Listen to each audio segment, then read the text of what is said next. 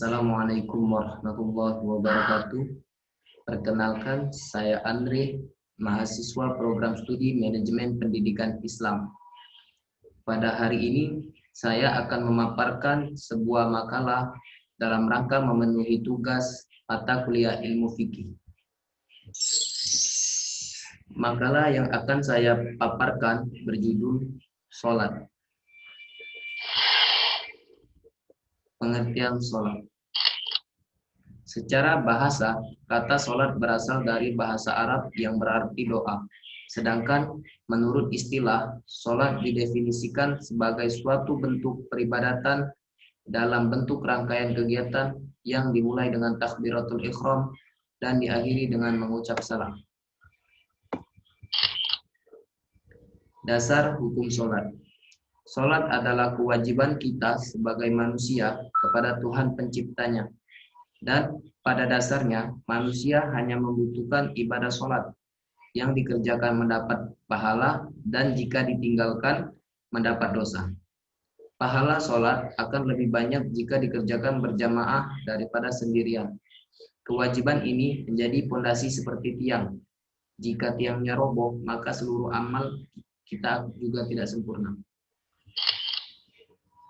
Kedudukan sholat. Dalam agama Islam, sholat memiliki kedudukan yang sangat tinggi dan ia juga merupakan salah satu dari rukun Islam. Berikut beberapa kedudukan sholat dalam agama Islam. 1. Sholat adalah penegas keislaman seseorang. 2. Sholat adalah pembeda antara orang Islam dan kafir. 3. Sholat adalah tiang agama. 4. Sholat adalah ibadah pertama yang dihisab. 5. Sholat adalah kegembiraan bagi Nabi. Tujuan sholat. Tujuan setiap ibadah adalah dekat dengan Allah. Maka dekat di sini adalah dekat dengan kemurahan dan kebaikan Allah yang hanya dianugerahkan kepada hamba-hambanya yang beriman.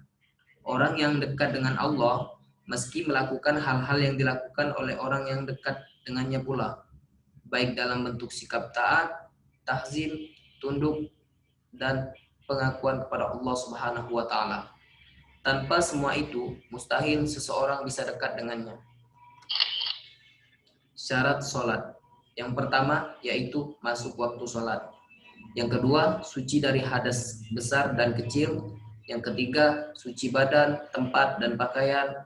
Yang keempat, menutup aurat. 5, menghadap kiblat. Syarat wajib sholat yaitu Islam, baligh, dan barakah. Tata cara sholat. Yang pertama, ketika melakukan sholat dengan niat, kondisi tubuh berdiri tegak menghadap kiblat. Jika tidak sanggup berdiri, maka duduk. Jika tidak sanggup duduk, maka berbaring. Jika tidak sanggup berbaring, maka terlentang. Untuk menunaikan sholat, semuanya harus menghadap kiblat. Diawali dengan membaca niat. Sholat 5 waktu memiliki bacaan niat sholat yang berbeda sesuai dengan waktu sholat tersebut. Contoh, niat sholat subuh. Usolli fardhos subhi raka'ataini mustaqbilal kiblati ada'an lillahi ta'ala. Yang artinya, aku niat sholat fardu subuh 2 rakaat menghadap kiblat karena Allah Ta'ala. 2. Takbiratul ihram. Setelah membaca niat, maka selanjutnya yaitu melakukan takbiratul ihram dengan mengangkat kedua tangan serta membaca Allahu Akbar. Artinya Allah Maha Besar. Yang ketiga yaitu membaca doa iftitah. Setelah melakukan takbiratul ihram, maka tangan disedekapkan di dada, yaitu daerah yang berdekatan dengan hati. Setelahnya disunahkan untuk membaca doa iftitah.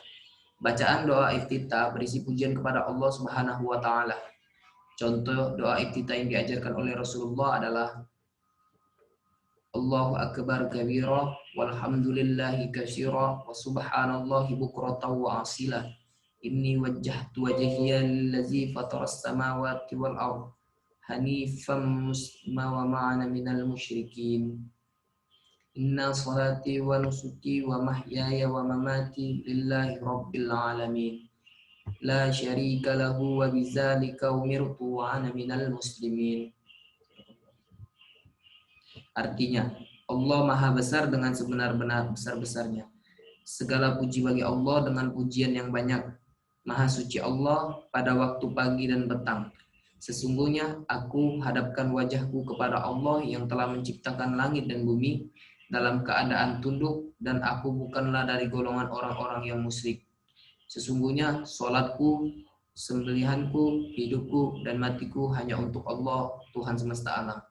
Tidak ada sekutu baginya, dan dengan yang demikian itulah aku diperintahkan, dan aku adalah orang yang pertama berserah diri.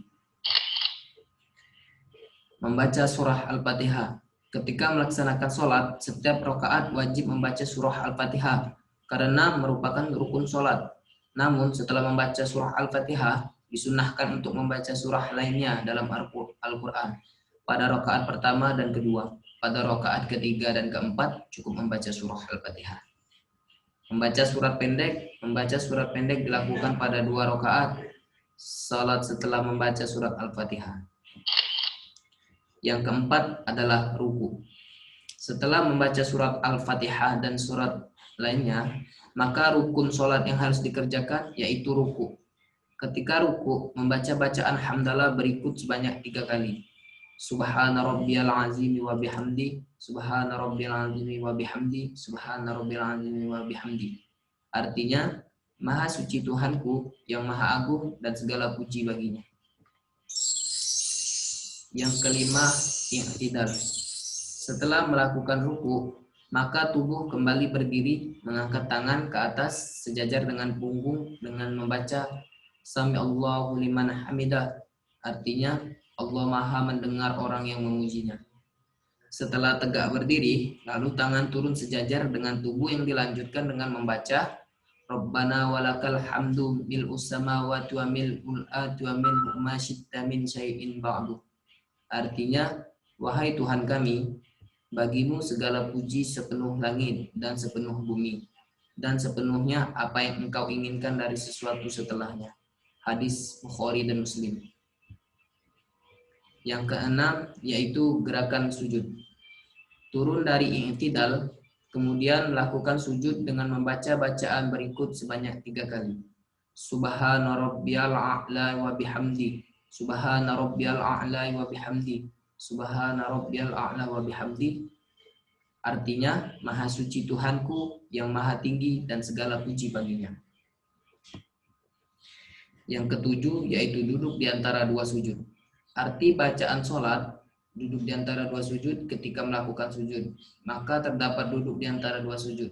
Pada saat sampai pada rukun sholat ini, maka mengucapkan bacaan Rabbighfirli warhamni wajburni warfa'ni warzuqni wahdini wa'afini wa'afanni.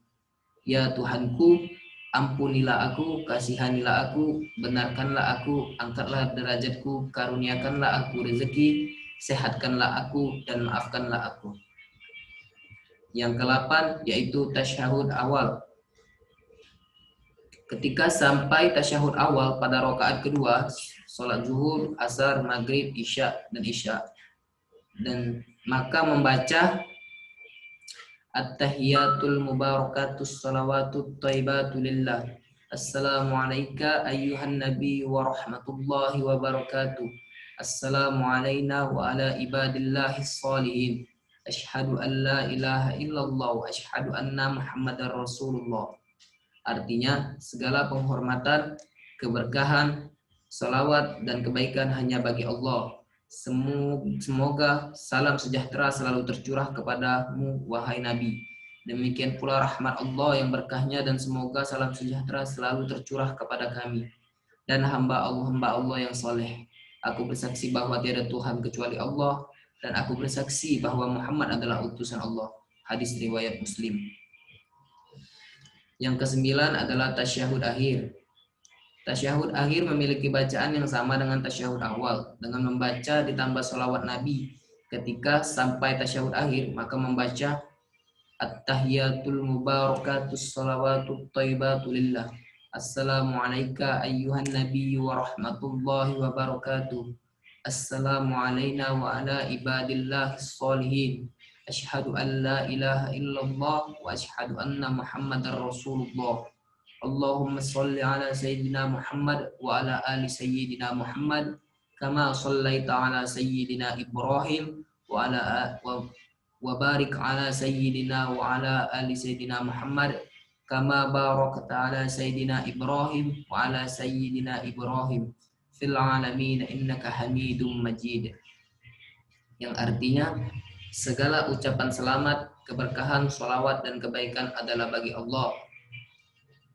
Mudah-mudahan kesejahteraan dilimpahkan kepada wahai Nabi beserta rahmat Allah dan barokahnya. Mudah-mudahan kesejahteraan dilimpahkan pula kepada kami dan seluruh hamba Allah yang soleh.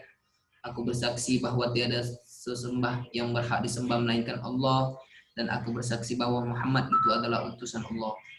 Ya Allah, aku sampai sholawat kepada junjungan kita Nabi Muhammad serta kepada keluarganya. Yang terakhir yaitu bacaan salam, yakni usai tasyahud akhir, ketika menoleh ke arah kanan dan menoleh ke arah kiri, membaca salam dengan berikut. Assalamualaikum warahmatullahi wabarakatuh.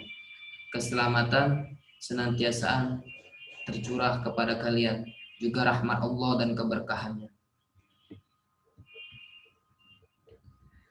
Lanjut ke macam-macam sholawat beserta waktunya. Sholat beserta waktunya. 1. Sholat wajib, yaitu terdiri dari 5. Yang pertama sholat subuh, yang kedua sholat isya, yang ketiga sholat zuhur, yang keempat sholat asar, yang kelima sholat maghrib.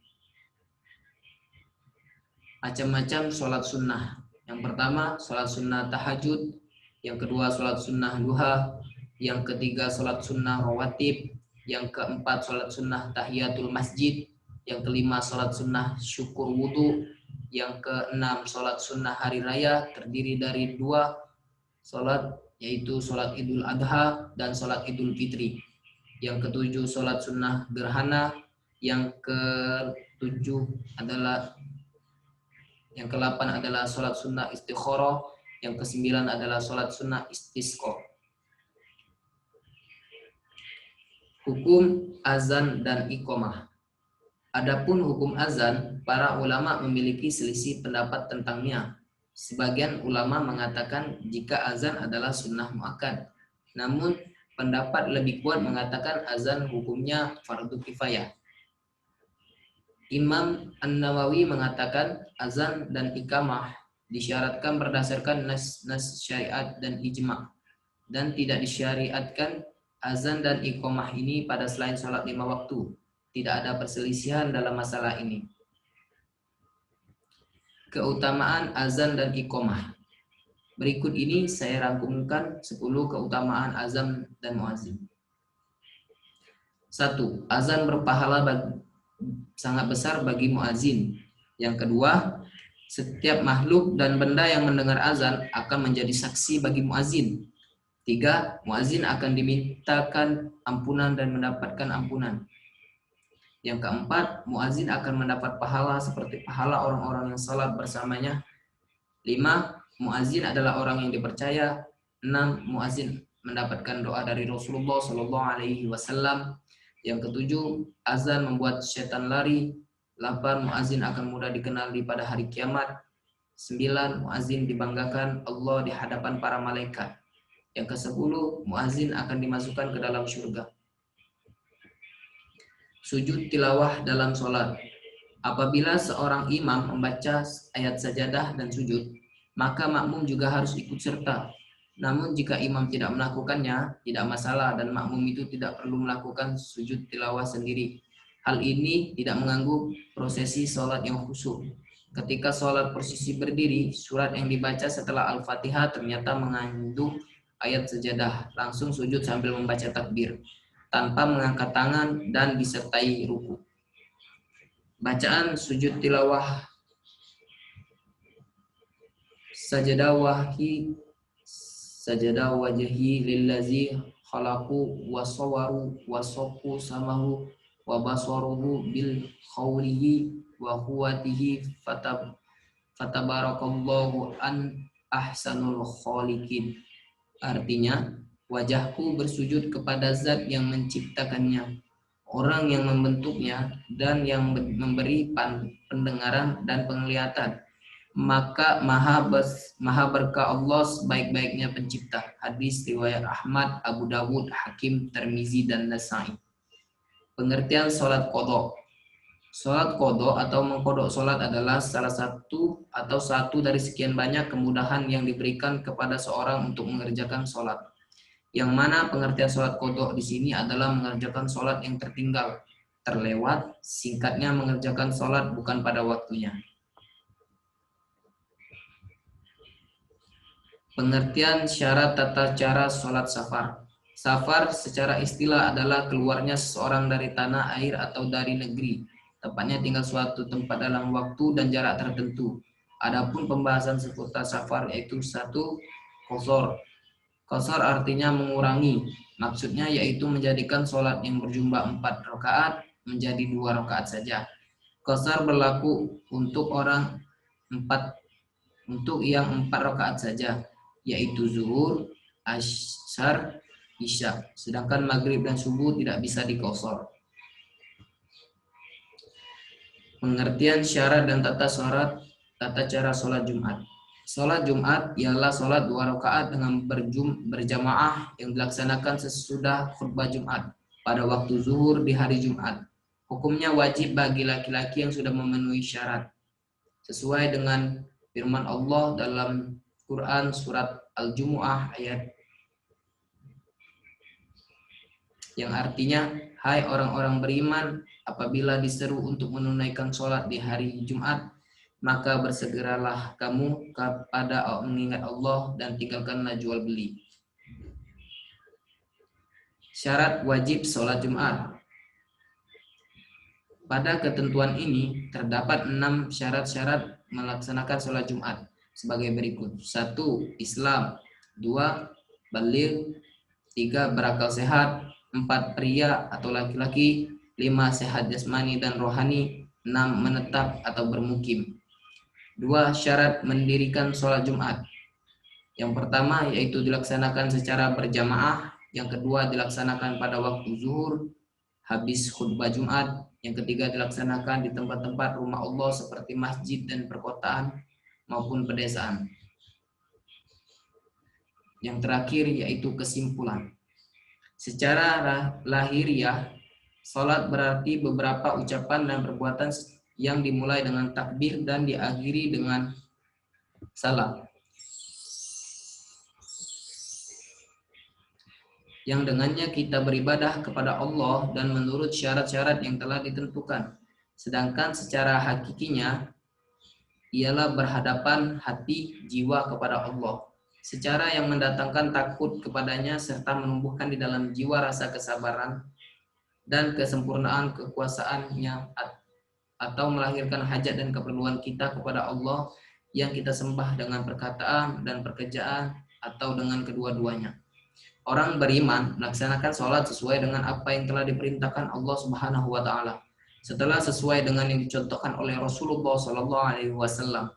Selain itu, sholat juga mempunyai banyak manfaat bagi kehidupan manusia, untuk kesehatan manusia itu sendiri, ketenangan hati dan pikiran, keselamatan di akhirat karena amal yang pertama dihisab adalah sholat. Baiklah, sekian presentasi dari saya.